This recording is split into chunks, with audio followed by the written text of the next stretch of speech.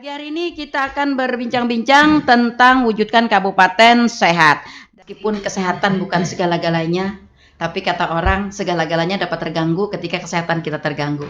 Ya, termasuk juga lingkungan dan kota kita. Baik, untuk pencerahan kita akan simak dulu penjelasan apa yang dimaksud dengan kabupaten sehat.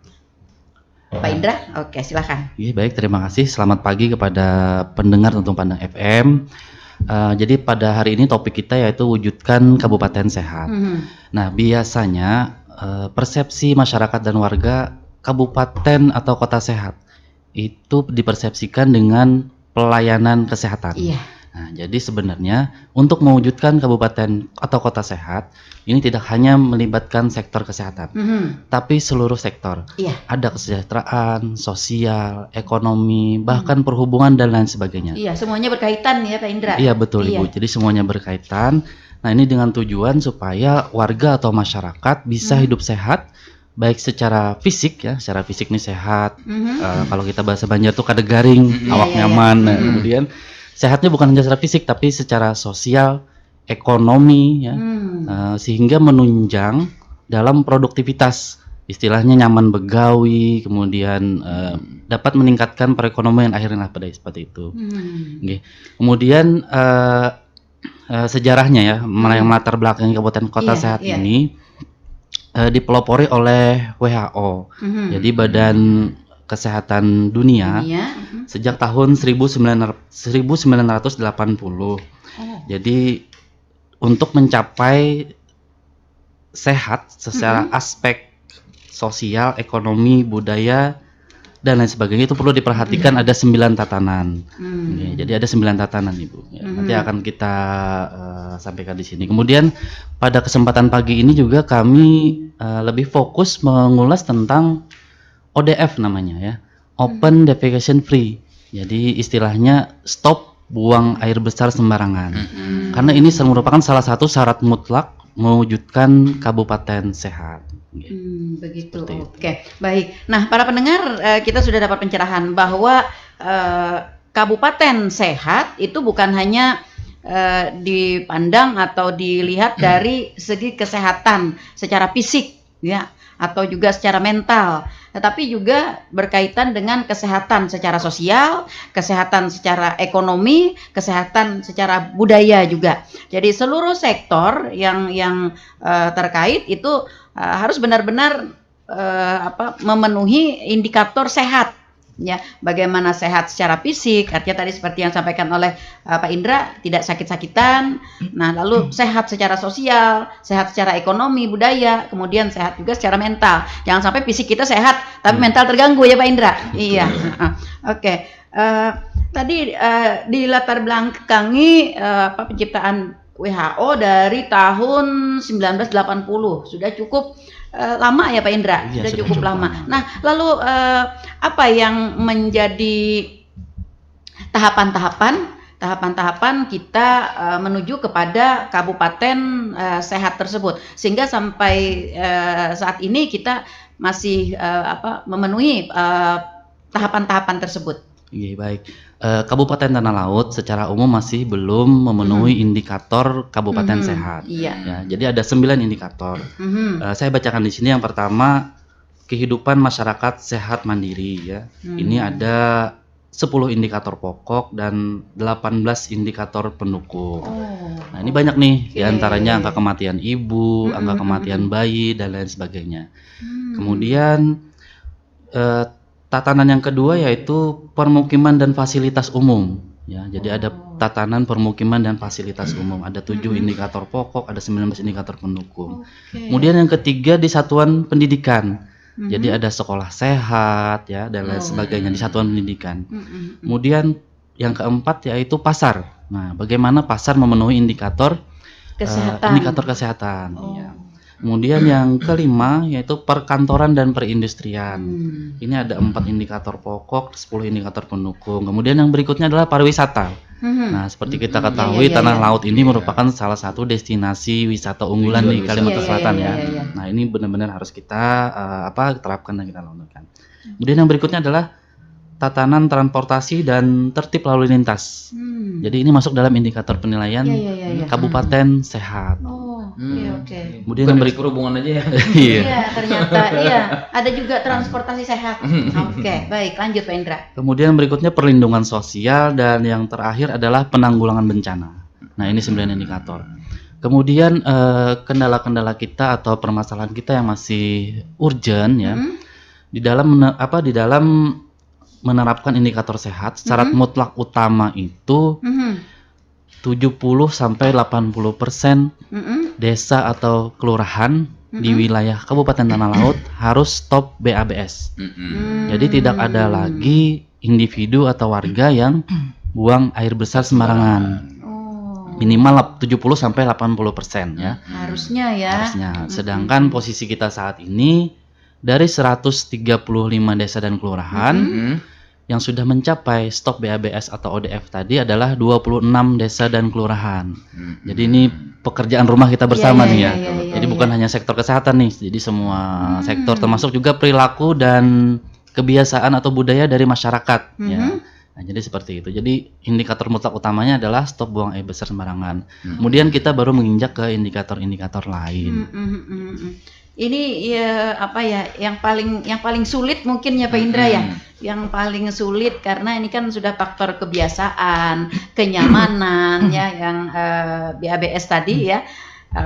Kemudian juga mungkin berkaitan juga dengan pembiayaan ya. Betul. Nah, pembiayaan sehingga dari tahun 80 sampai dengan sekarang kita belum dapat memenuhi ke 70 atau sampai bahkan ke 80% ya dari masyarakat kita yang sudah stop BABS-nya itu. Iya. Nah, apa nih Pak upaya-upaya dari Dinas Kesehatan sendiri untuk meminimalisir, mengurangi bertahap mungkin ya untuk kebiasaan BABS mereka ini pada kebiasaan lama. Iya, betul. Iya.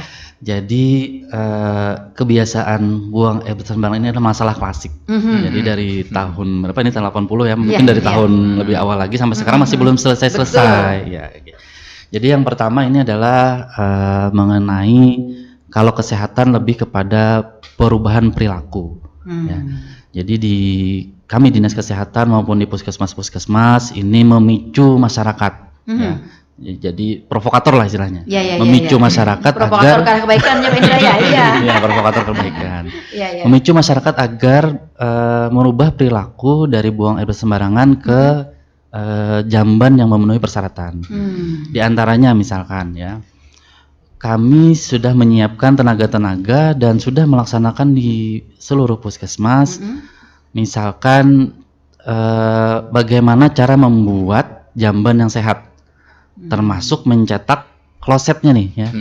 Kalau terkendala biaya ya, bekerja sama dengan TNI, Polri di desa itu kita sudah melaksanakan beberapa pemicuan, termasuk diantaranya tadi ya mencetak kloset dan lain sebagainya.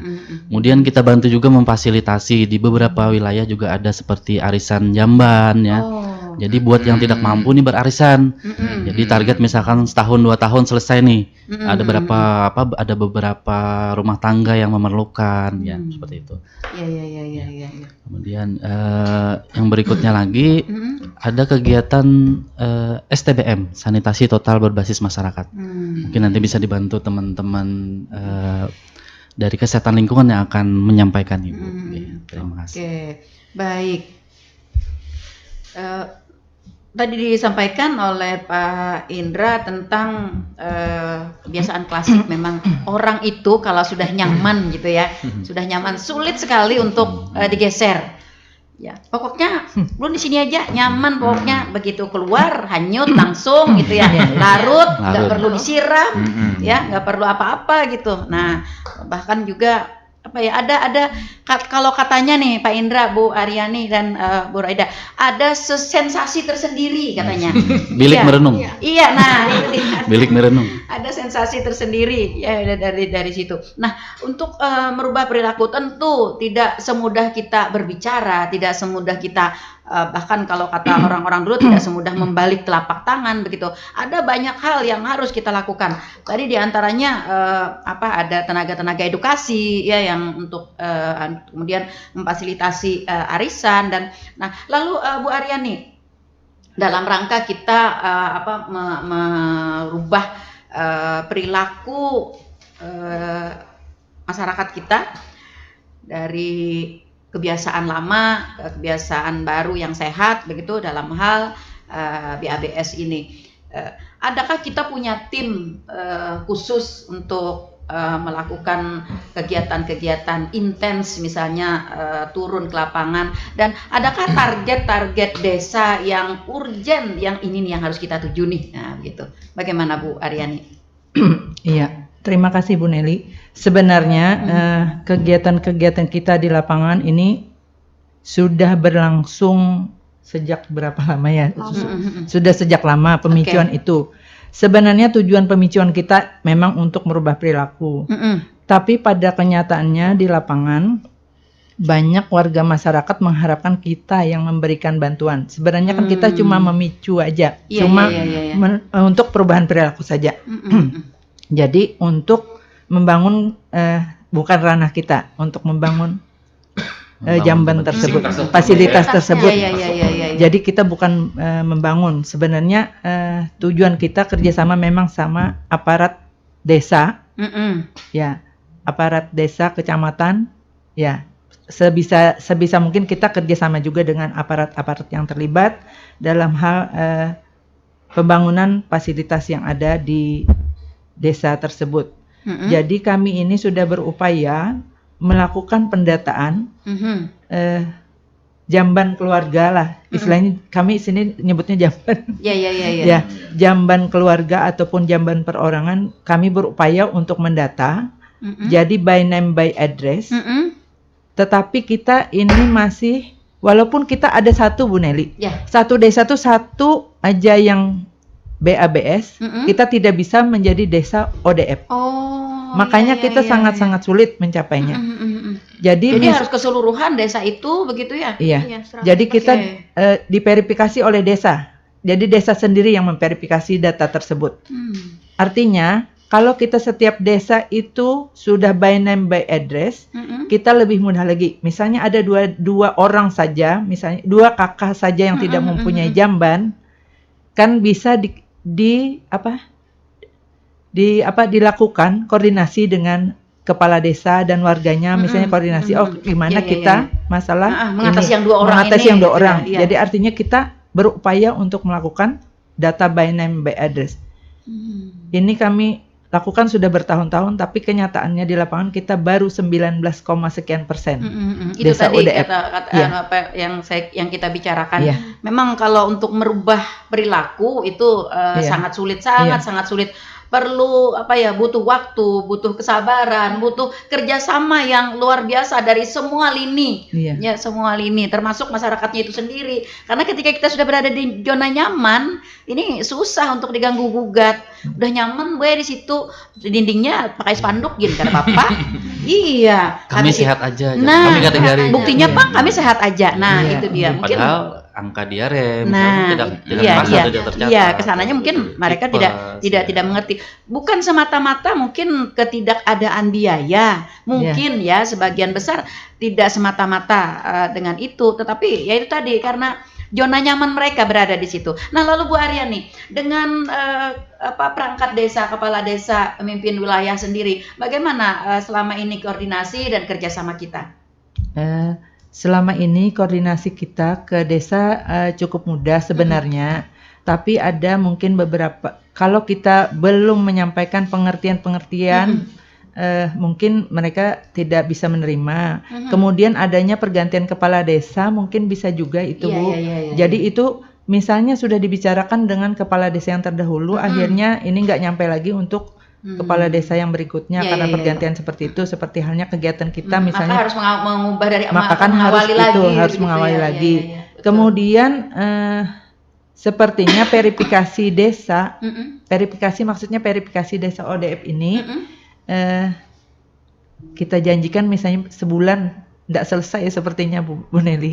Targetnya tidak Target sesuai. kita. Ya, ya, ya, ya. Iya. Oh, gitu. Jadi kerja keras sangat diharapkan dari kawan-kawan Iya. kami juga. Kawan-kawan kami berusaha untuk setiap ada kesempatan untuk datang ke desa tersebut, Mm-mm. istilahnya untuk verifikasi desa ODF tersebut. Jadi kami sangat-sangat berusaha dan juga kita sudah ada perbuk tentang STBM ini, sanitasi Oke. total berbasis masyarakat ini, Mm-mm. nomor 75 tahun 2021. Iya, Hmm. seperti itu. Oke, nah lalu proses pembinaan kita, Bu Aryani, Iya. apakah kita misalnya melakukan tahapan ini misalnya ada 5 desa dulu begitu. Nah, 5 desa kita bina per desa, lalu di 5 desa ini kita punya punya prosedur misalnya nanti pada saatnya 5 desa ini akan kita lombakan begitu. Mana nih desa yang terbaik dari 5 ini seperti itu, atau ada tahapan-tahapan lain yang disusun oleh Dinas Kesehatan sendiri? Kalau untuk tahapan-tahapan, tenaga sanitarian puskesmas kami sendiri yang melakukan, istilahnya, ini ada berapa desa Bu, rencana kami ODF-kan. Jadi itu ada, misalnya kayak lokus ya, kita anggap lokus ya. Iya, betul. Nah, misalnya ada lokus kita desa 10, misalnya kita lokuskan 5 aja, jadi kita fokus pada Betul. desa tersebut. Jadi di situ benar-benar dilakukan pemicuan, Iya. benar-benar kita Memprovokasi kita kata Pak dukung ke Indra situ, tadi ya, ya. benar-benar kita dukung kegiatan di sana, benar-benar kita Kita pusatkan ibaratnya kita pusatkan semua apa-apa kegiatan yang di sana. menjadi indikator yang terdapat di dalam 5 pilar STBM itu bisa dianukan. Itu Bu, ODF itu cuma 1 pilar aja. Oh. Stop buang air besar. Jadi kita STBM itu ada 5 pilar. Tapi ini yang agak sulit. Yang paling nomor pilar 1, pilar Iya, 1 iya, ini iya. yang untuk mengondepkan ini pilar 1. Iya, Iya, dan seperti itu yang itu. paling sulit ya, betul sekali. Iya. Oke, lalu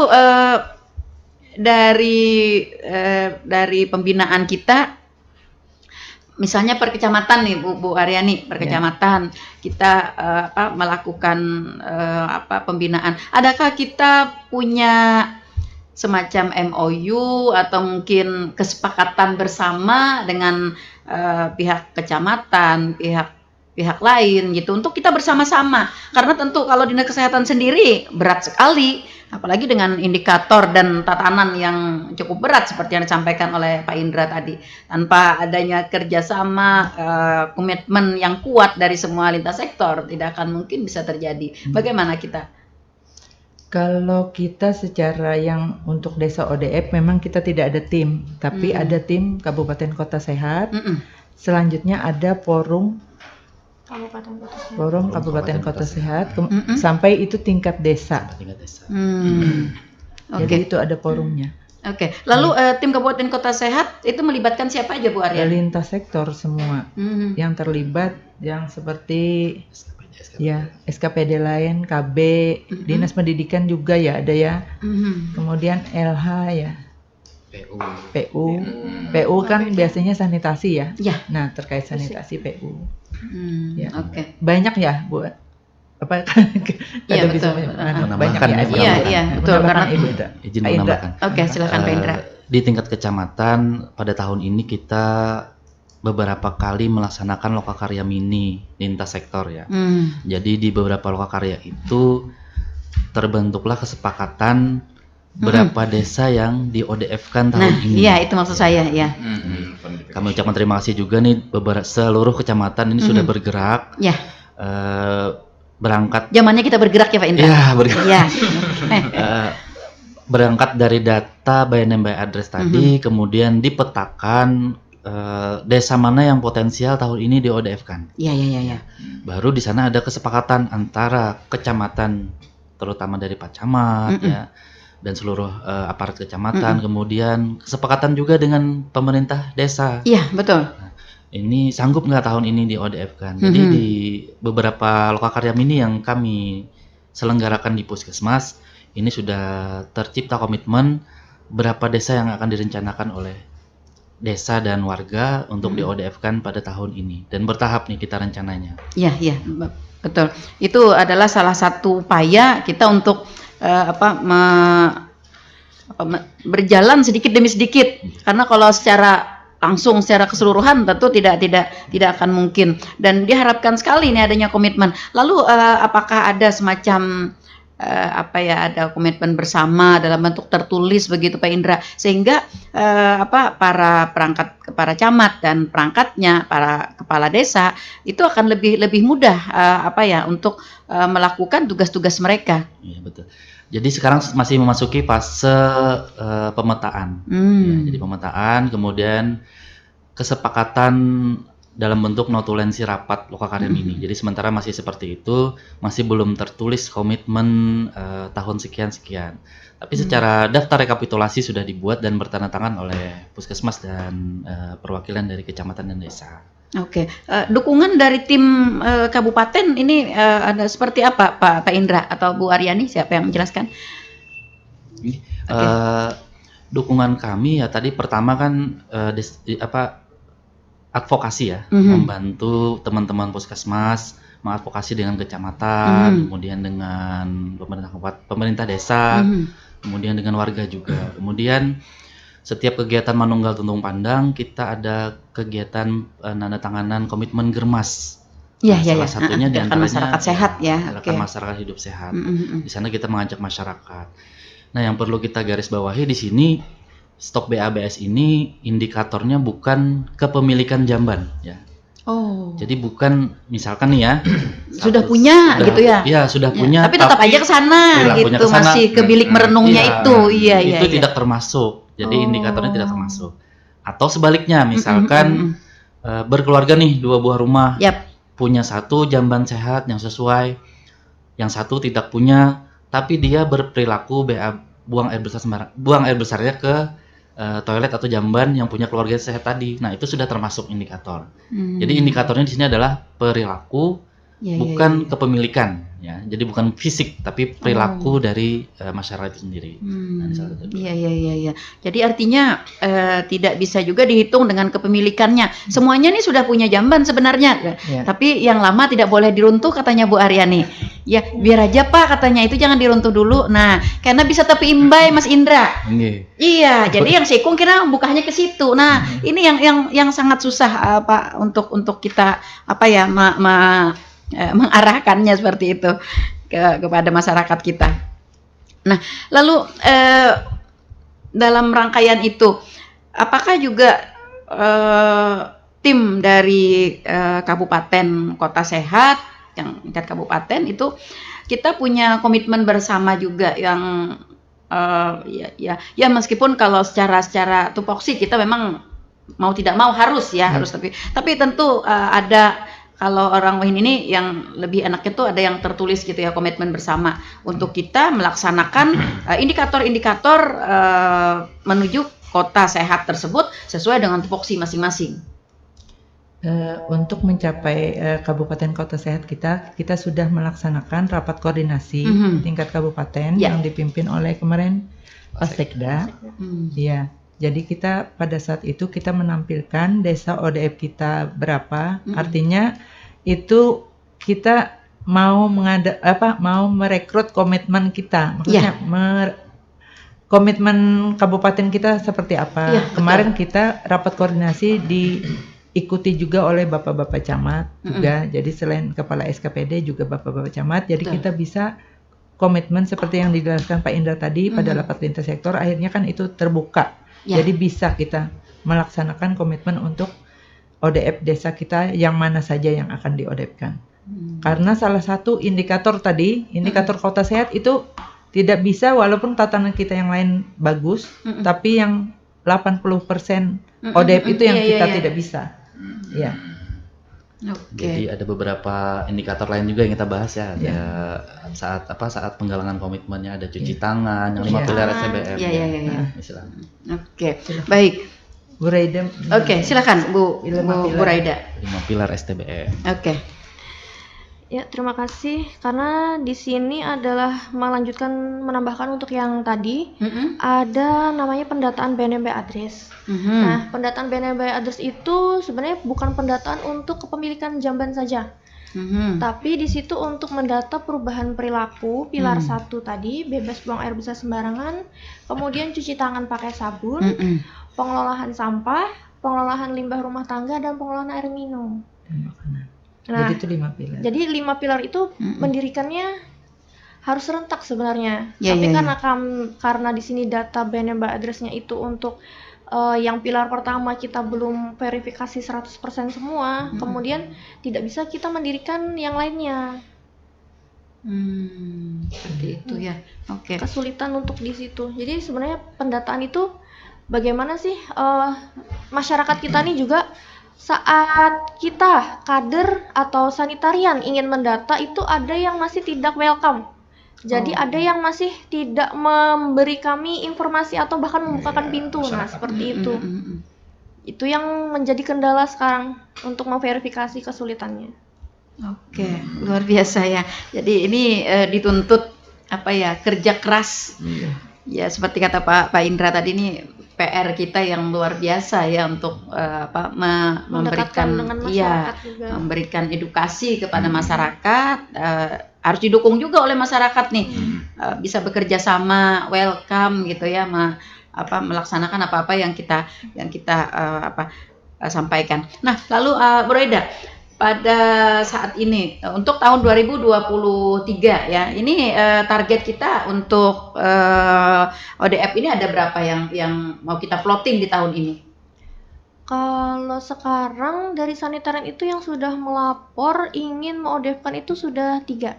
2 desa, 1 kelurahan.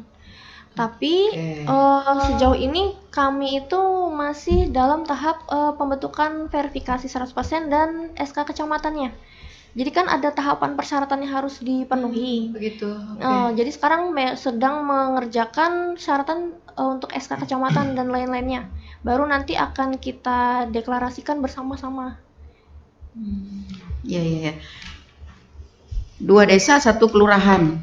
Oke, untuk tahun 2023. Kalau boleh flashback ke belakang, untuk tahun 2022 kita sudah dapat berapa desa? 26.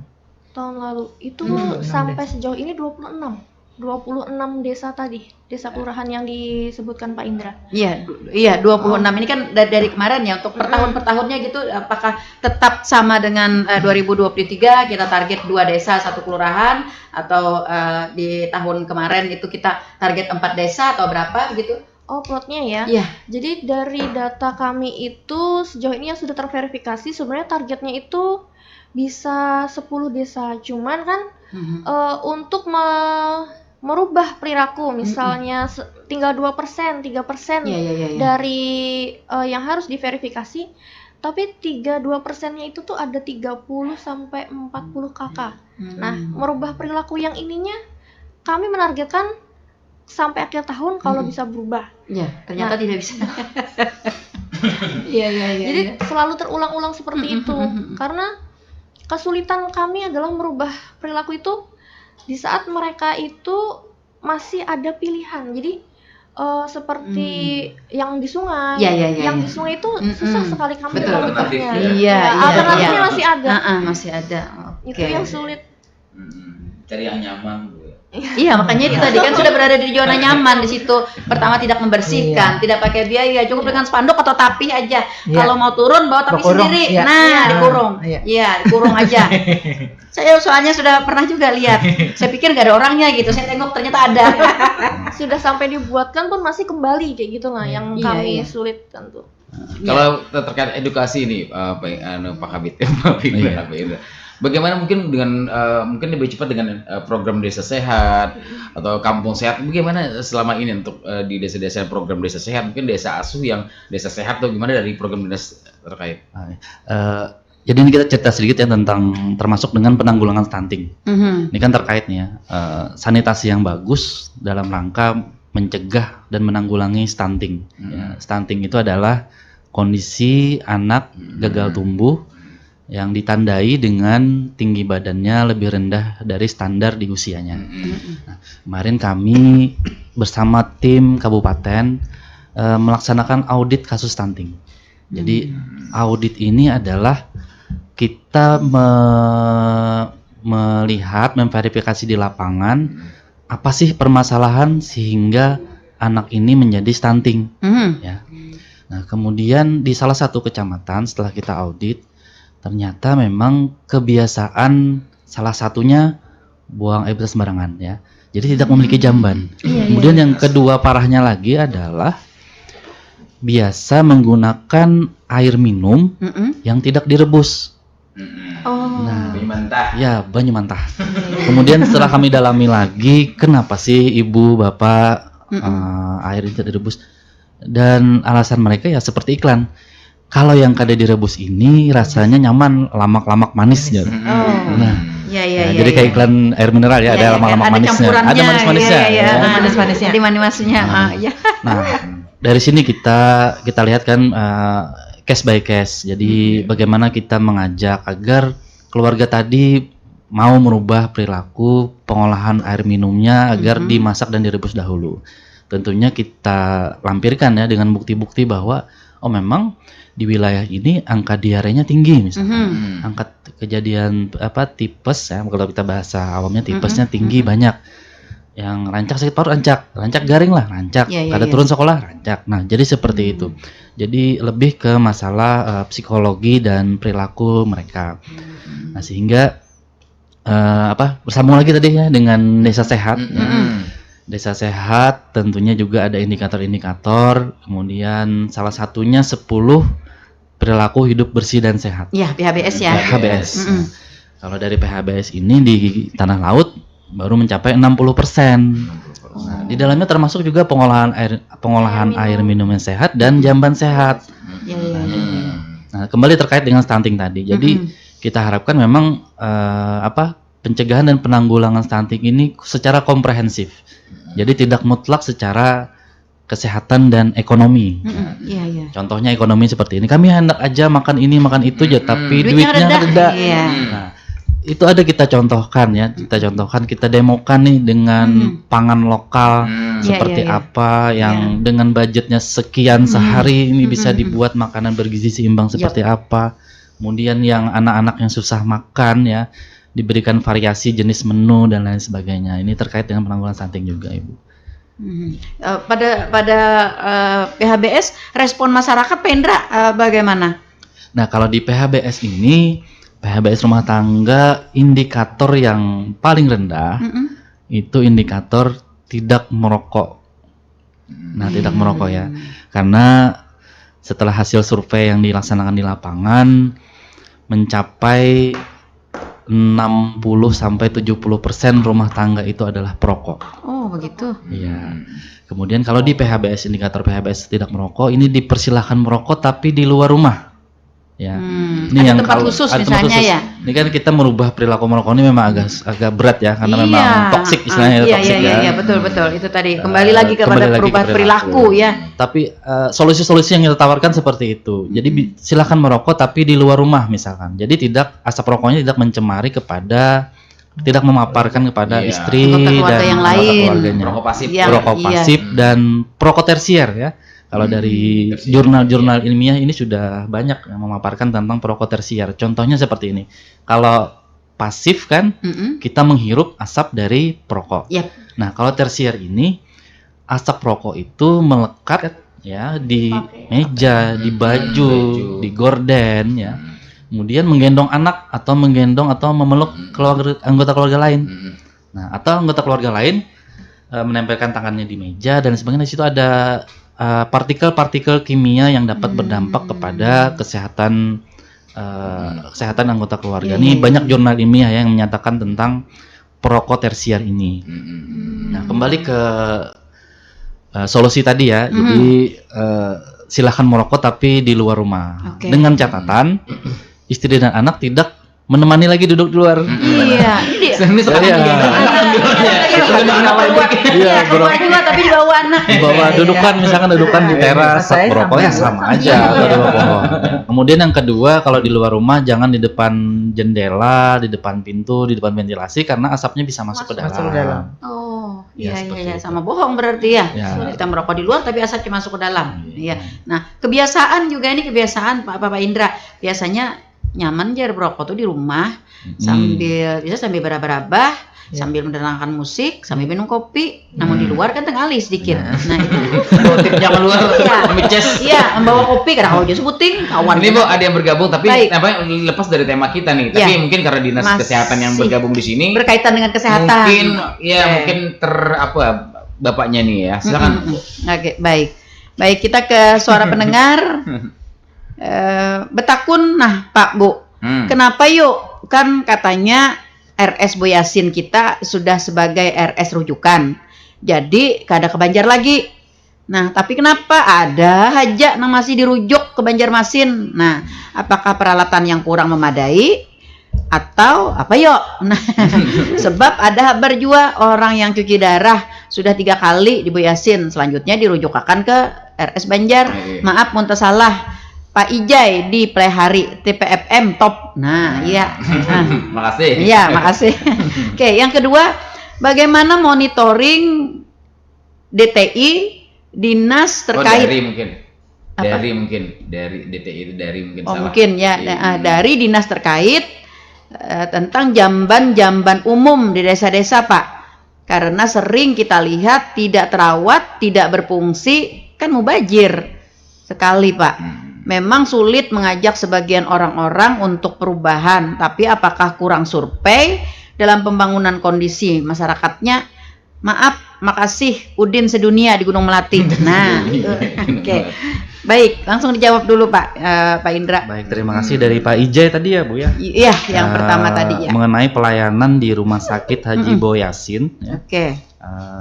Katanya di sini kan sudah melayani tapi tetap dirujuk. Iya. Nah, yang pertama sini yang kami sampaikan, rujukan ini adalah hak otonomi dari dokter. Ya.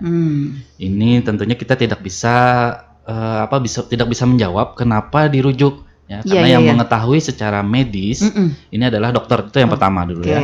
Iya. Dan ini mereka independen dan tidak bisa diintervensi ya, sesuai dengan keilmuan ya, sesuai dengan keilmuan dan teknis sumpah profesi mereka. Jadi itu yang pertama. Kemudian yang kedua mengenai peralatan atau dan lain sebagainya atau SDM-nya. Nah, dengan majunya teknologi dan ilmu kedokteran sekarang sudah banyak sekali sub spesialis ya. Jadi kan ada dokter umum, ada dokter spesialis, kemudian ada lagi sub spesialisnya. Nah, ini mungkin salah satu hal yang bisa dirujuk, salah satu faktor yang mungkin dirujuk ke rumah sakit rujukan selanjutnya. Ya, nah ini case by case juga nih bisa dilihat nih. Iya. Kemudian termasuk mengenai cuci darah tadi. Nah, ya kita tidak mengetahui ya apa kendalanya atau apakah memang diperlukan subspesialis di sana atau seperti apa. Iya. Dan ini yang perlu dikomunikasikan. Yang perlu dipahami juga oleh masyarakat kita. Iya. Karena tujuannya oleh dokter agar memberikan pelayanan yang sebaik-baiknya dan secara menyentuh langsung kepada subspesialis tadi begitu ya. Iya, betul. Iya. Nah, jadi sementara itu dulu jawaban kami dari Dinas Kesehatan. Mungkin kami konsultasikan lagi dengan tim dari Rumah Sakit Haji Boyasin. Mungkin bisa spesifik nanti ya. Iya. Misalkan kenapa, kemudian apa kasusnya. Betul. Secara umum seperti itu. Bisa juga ya Pak Indra, misalnya dirujuknya ke Banjarmasin atau kemana begitu atas permintaan dari keluarga pasien atau pasien itu sendiri, bisa ya? Sebenarnya kalau atas permintaan sendiri, kalau ditanggung oleh BPJS itu tidak bisa. Oh, begitu. Jadi harus sesuai dengan. Kecuali misalnya mereka yang di luar BPJS ya. Ya, sesuai di luar umum BPJS. misalnya. Okay. Karena di BPJS itu sendiri dan di program jaminan kesehatan nasional itu sudah diplot ya, misalkan sakit ada 160 apa ya kalau nggak salah jadi sistem SDGs itu. Ini penyakit-penyakit yang harus tuntas di puskesmas. Jadi tidak dirujuk ke rumah sakit. Kemudian Oke. ada penyakit-penyakit yang harus tuntas di rumah sakit tipe C ya. Kemudian ada yang di tipe B, tipe A dan selanjutnya. Atau rumah sakit khusus, misalnya rumah sakit jantung, rumah sakit mata, saraf, ya, stroke, seperti itu. Jadi memang kalau atas permintaan sendiri rujukannya kalau Kalau dalam menggunakan BPJS itu tidak BPJS, bisa, iya. ya itu berarti murni dari hak dokter ya. ya. Oke, tapi kalau dari umum itu boleh ya. Ya, tapi kalau mereka umum mau memilih, misalkan, oh saya mau berobat dengan dokter A di rumah sakit B dengan di C, itu dipersilahkan, ya, tidak masalah. Tergantung potong masing-masing. Oke, iya iya. Potong masing-masing. Iya, jadi seperti itu ya Pak Ijai ya, cukup jelas ya. Ada beberapa kemungkinan ya, kenapa jadi pasien kita bisa dirujuk ya, bisa dirujuk ke Banjarmasin ya atau ke Banjarbaru tadi seperti penjelasannya oleh Pak Indra. Oke, baik. Yang kedua Pak Indra, silahkan. Ya, bagaimana dengan monitoring dinas terkait ya tentang jamban-jamban umum di desa? Iya. Ini memang istilahnya kalau kebersihan dan merawat fasilitas umum ini sebenarnya adalah tugas bersama, ya. Bukan hanya tugas dari pemerintah kabupaten, pemerintah desa, tapi ini adalah tugas bersama. Kita bayangkan kalau semua fasilitas umum dan lain sebagainya itu di-handle dan dimonitoring oleh instansi-instansi, ini sepertinya tidak mencukupi dalam hal Tenaga, waktu ya, waktu dan sebagainya. Jadi kita harapkan juga dengan masyarakat agar lebih banyak jiwa memiliki dan jiwa kebersamaannya. Iya. Tapi memiliki bukan berarti mengambil ya. Fasilitas umum ada jiwa memilikinya tinggi, jadi diambil Rasanya dibawa aja ke gitu rumah. ya, rasanya aja memiliki Ya, begitu rasanya ya. Jadi memiliki. kita bisa memelihara, ya melakukan kebersihan di situ, mengamankan peralatan-peralatannya ada di sana. Iya, ini betul Pak Indra apa yang tadi disampaikan oleh Pak Udin Sedunia. Kita ada beberapa juga jamban-jamban umum yang dibuat oleh SKPD terkait begitu, tidak, kalau bahasa orang sih kada berumur. Nah, kada berumur ya, jadi begitu diserahkan kepada masyarakat tidak lama rusak. Ada yang bahkan peralatannya di dalam hilang, klosetnya Pak Indra ada yang dicabut.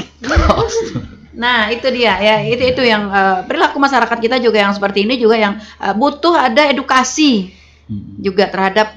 Nah lalu satu lagi dari pertanyaan Pak Udin, apakah kurang survei dalam pembangunan? Survei.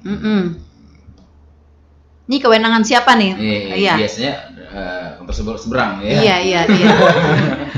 Survei dalam hal apa nih maksudnya nih? Membangun, meletakkan gitu, meletakkan jamban-jamban itu di situ begitu ya. Betul. Jadi ini istilahnya nih mempertanyakan kajian ya, Ya, kajian betul. pembangunan fasilitas umum, apakah sesuai tidaknya di lokasi tersebut. Betul. Ya, PO mungkin dengan Dinkes juga sinkronnya gimana? Iya. Ini kita beberapa kali rapat koordinasi juga sudah melaksanakan ya. Misalkan nih, di sini nih titik-titik yang diperlukan untuk jamban atau WC komunal misalnya. Komunal itu WC umum misalnya, WC umum.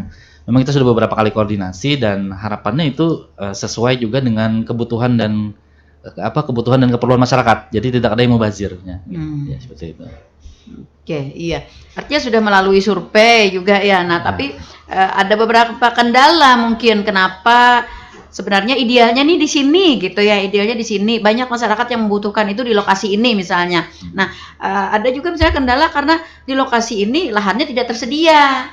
Nah, sehingga harus digeser gitu ke tempat lain yang lahannya tersedia. Nah, mungkin ini juga salah satu kendala juga ya.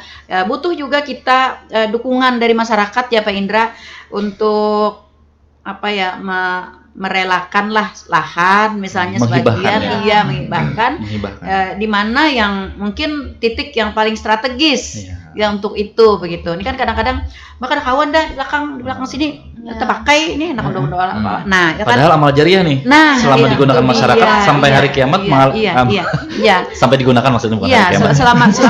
Selama digunakan misalnya sampai hari kiamat digunakan berarti sejauh itu juga begitu mengalir. Ya. Iya, kita mengalir. Nah, ini juga yang belum, apalagi pada saat ini kan seiring dengan padatnya penduduk ya. lahan-lahan kita kan penduduk bertambah, tapi lahan tidak bertambah ya Pak Indra ya. Nah, ini akhirnya juga jadi sesuatu yang sulit untuk apa ya, untuk kita melaksanakan pembangunan gitu ya, khususnya Betul. pembangunan yang berkapasitas fasilitas umum. Nah, seperti itu ya Pak Udin. Iya, terima kasih juga Pak Udin ya, masukan dan reminder pengingat kami kembali nih. Tentunya kami tindak lanjuti juga nih ya. Memverifikasi, kemudian mengkaji kembali di mana-mana wilayah yang Terasa mubazir terasa begitu mubazir ya. atau apa terima kasih masukan ini akan kami tindak lanjuti juga. Oke, baik. Terima kasih Pak Ijai, Pak Udin yang sudah bergabung bersama kami. Oke, baik. Gak ada yang ingatkan ya? Belum. Baik. Belum. Iya. Oke, kita kembali ke indikator KPS ya. Iya, Kabupaten Sehat tadi ya, Pak Indra. Di samping dari kebiasaan BABS, kemudian tadi terkait juga dengan stunting. Ini kalau boleh tahu nih Pak Indra, kondisi stunting kita di tanah laut ini sudah teratasi berapa persen? PR kita masih berapa persen lagi? Ya, jadi data stunting ini ada 2 sumber ya. Oke. Saya jelaskan dulu di sini. Yang pertama, survei status gizi Indonesia oleh Enumerator ya. Jadi dari Kementerian Kesehatan ada program survei status gizi Indonesia. Jadi ada diambil sampel, ada beberapa sampel di blok sensus. Oke. Ya. Dari data sampel itu di tahun 2021 itu sebanyak 31%. Ya, yang stunting.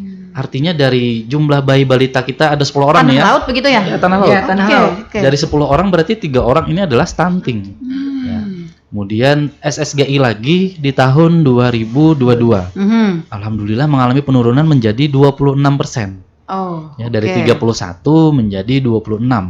Jadi ada penurunan. Nah, ini itu dari SSGI ya. Kemudian sumber data berikutnya adalah dari EPP GBM namanya, aplikasi ya. Oh. Jadi EPP GBM ini adalah sebuah aplikasi yang di entry datanya dari penimbangan baik itu di posyandu maupun di sekolah di seluruh desa di wilayah tanah laut. Oke. Kemudian dari data EPP GBM ini pertama ya tahun 2021 ada 5,4% ya. Kemudian data kita EPPGM terakhir di bulan Agustus ini ya, Agustus 2023 ya, bulan lalu. Pada saat bias ya?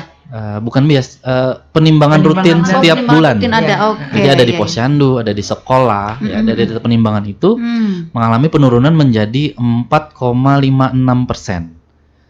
Setiap bulan data ini bergerak, ya, ada naik, ada turun ya. Karena memang sasarannya sendiri mulai usia 0 sampai 5 tahun. Oke. Ya. Kenaikan berarti dari kelahiran. Betul. Iya. Atau ada yang sudah melebihi 5 tahun. Ya. Jadi sudah tidak termasuk di dalam indikator pengukuran stunting. Ya. Intinya yang lebih dari 5 tahun stuntingnya berkurang lebih banyak daripada penambahan bayi yang baru lahir tadi. Misalkan ya, yang lebih 5 tahun stuntingnya keluar 10. Ya. Yang stunting baru yang dari 0 bulan sampai 1 tahun bertambahnya 5 misalkan. Artinya ada penurunan nih. Nah, jadi seperti itu. Oke.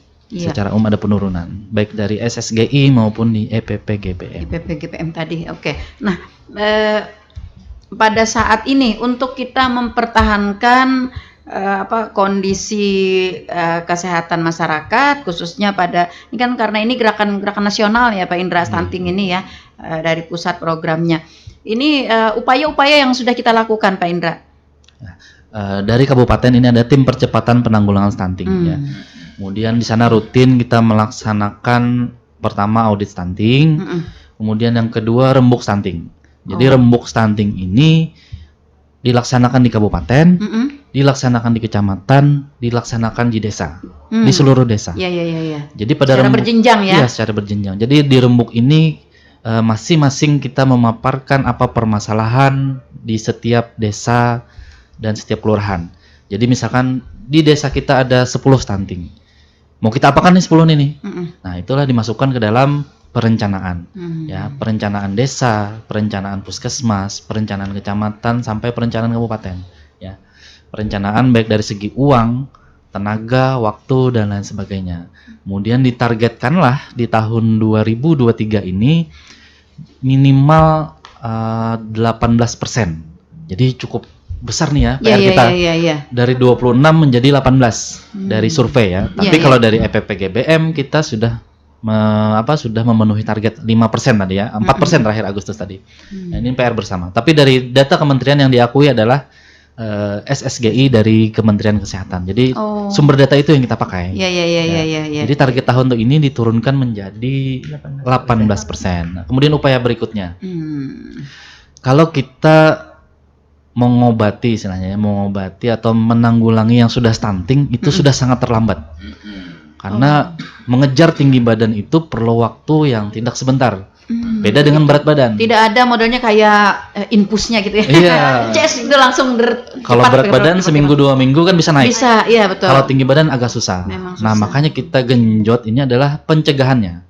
Yang pertama melalui remaja-remaja ya. Pembagian atau kita himbau untuk minum tablet tambah darah. 1 kali aja seminggu nih ya. Oke. Remaja putri khususnya. Karena mereka rentan dengan anemia ya. 70% remaja anemia di Indonesia.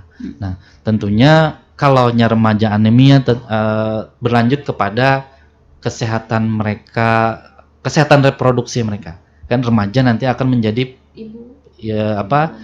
pasangan usia subur ya. Calon pengantin yang akan jadi teman.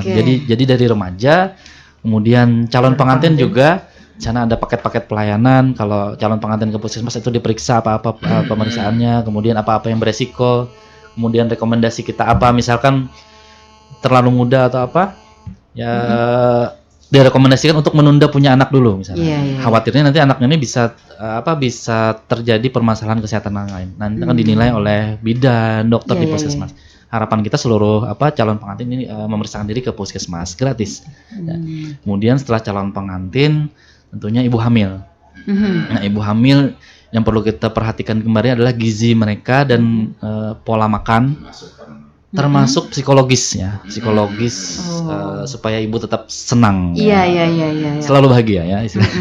Iya betul. Kalau makannya sesuai sudah seimbang, tapi secara Tapi jiwanya, pikirannya jadi ya, sumber penyakit. tiap hari kayak kalut gitu ya, ada sesuatu termasuk yang. pantangan-pantangan makan ibu hamil. Oh begitu. Nah, pantangan-pantangan makan ibu hamil. Kemudian tablet tambah darah ibu hamil. Ini siklus hidup ya nih. Kemudian setelah ibu hamil kepada bayi ya. Nah, kemudian kepada ibu hamil yang kurang energi kronis, ya. Kurang energi kronis ini istilahnya kita kurang kurang gizi lah ya. Kurang energi kronis ya. Gitu. Bisa kurang HB darahnya rendah ya, kronis juga itu berat badan, lingkar lengan, anemia ya itu kurang energi kronis. Iya. Ada indikator Nah, itu ada tersendiri ada program-program juga dari puskesmas, dari desa, dari kecamatan, ada PMT lokal ya. PMT lokal itu makanan yang disajikan secara lokal, kemudian ada susu, kemudian ada biskuit dan lain sebagainya. Kemudian juga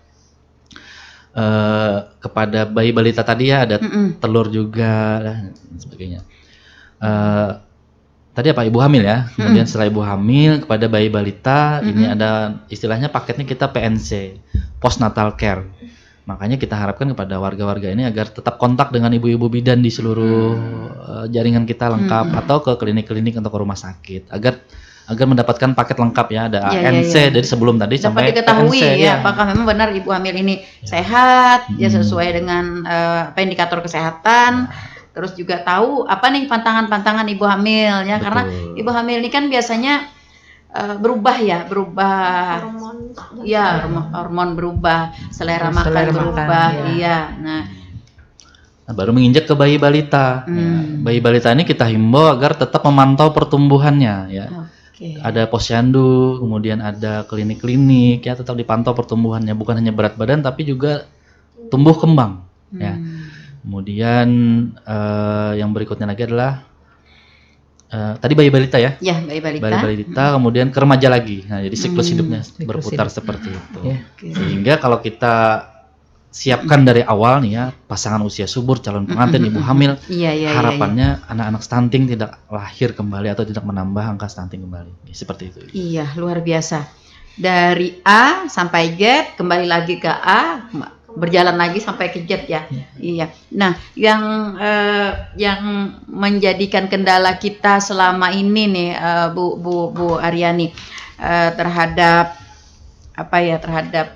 lingkungan, terhadap kebiasaan-kebiasaan di pihak BSI itu sendiri, yang lebih krusial itu apa, Bu Aryani, sehingga kita tidak bisa mencapai ini kita sudah tetapkan nih bahwa ini sudah sehat nih desanya begitu. Kita berpindah kepada desa yang lain. Ternyata desa yang sudah ditetapkan sehat ini kembali lagi begitu kepada kebiasaan lama. Apa yang menjadi kendala krusial kita selama ini? Biasanya dipengaruhi juga orang-orang kita yang terdahulu seperti nenek-nenek kita. Tradisi ya. Itu tradisi keluarga. Iya. Ya, jadi itu juga mempengaruhi juga masalah makanan pun kan dipengaruhi oleh keluarga kita, kebiasaan makan. Misalnya seperti kayak kita ibu hamil kada boleh makan ini, sebenarnya itu bergizi, tapi karena pengaruh orang tua, akhirnya kita menjadi ibu hamil kita menjadi tidak memakan yang makanan bergizi. Kemudian pada saat yang melahirkan juga itu sangat penting juga ibu. Kan habis sudah melahirkan kan kita perlu asupan gizi yang lengkap. Iya, padahal ada pantangan-pantangan biasanya ya, jangan makan iwak hidup, iwak kering aja pakai cacapan. Iwak hidup memang kada boleh bu. Oh begitu. Bergerak hidup. Iya, betul. Pulangan ya. Iya. Jadi maksudnya karena pengaruh yang generasi yang terdahulu juga, karena kita selama ini sehat-sehat saja katanya, sepertinya halnya juga imunisasi. Jadi itu untuk yang bidang kesehatan ini sepertinya banyak hal pengaruh-pengaruh dari generasi yang terdahulu. Jadi mudah-mudahan generasi berikutnya kita bisa lebih baik lagi, lebih sehat lagi, sehingga ini berkaitan juga dengan kesehatan lingkungan dan hubungannya dengan angka stunting tadi, karena dari sanitasi pun bisa menimbulkan angka stunting yang tinggi juga karena ketidaktersediaan sanitasi yang layak, seperti itu Bu Nelly. Iya. Oke Bu. Ya. Oke, baik. Saya terakhir dengan Pak Indra. Pak Indra, target kita untuk mencapai Kabupaten Tanah Laut yang sehat itu ditargetkan oleh Dinas Kesehatan pada tahun berapa? Kira-kira aja nih. Harusnya targetnya tahun ini 70% Ibu. Oke. Ya, tapi kita sudah keliling advokasi dengan seluruh kecamatan. Jadi beberapa kecamatan ada 2, ada 3, ada 1 yang akan menuju nih ya. Jadi harapan kita mudah-mudahan dalam 3 tahun ke depan, ya, 3 tahun ke depan. Kemudian kalau di roadmapnya 5 tahun ya. Tapi harapan kita 3 tahun ke depan minimal mencapai desa ODF 100% ya. Amin. Oke, dan ini sangat diperlukan adanya kerjasama dari semua lintas sektor, dari semua lini masyarakat juga ya. Dan tadi yang paling penting juga adalah bagaimana masyarakat mau berubah. Artinya keinginan dari masyarakat itu sendiri begitu.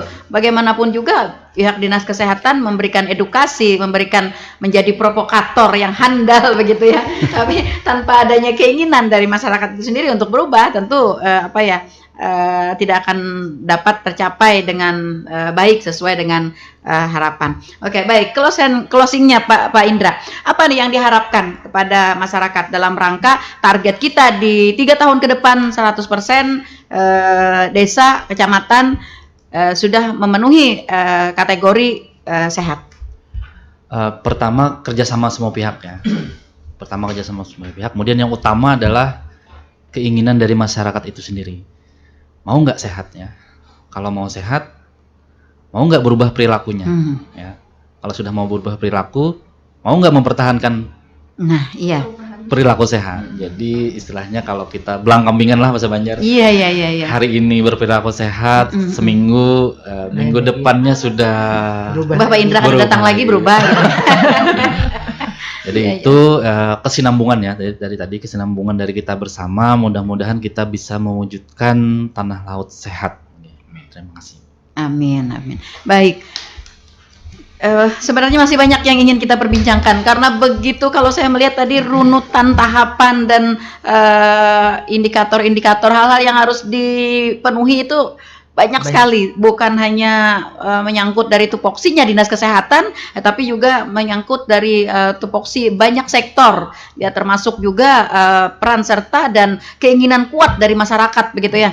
Nah, namun sayang sekali waktu kebersamaan kita sudah berada di penghujung, bahkan kita sudah berada di zona lewat juga di kesempatan pagi hari ini, sehingga kita harus mengakhiri bincang-bincang kita, Pak Indra, di pagi hari ini. Bu Aryani, terima kasih. Pak Indra, terima kasih. Bu Aida, terima kasih atas kebersamaannya, dan terima kasih juga kepada para pendengar yang sudah berkontribusi bersama kami, dan para pendengar yang sudah setia stay tune di 102,3 LPPR Radio Tuntung Panang FM. Semoga apa yang kita perbincangkan di pagi hari ini menambah pengetahuan, wawasan, dan lebih meningkatkan partisipasi serta komitmen kuat dari masyarakat dan seluruh lintas sektor terkait untuk menuju kepada kabupaten sehat, tanah laut yang sehat secara keseluruhan sesuai dengan indikator yang telah ditentukan.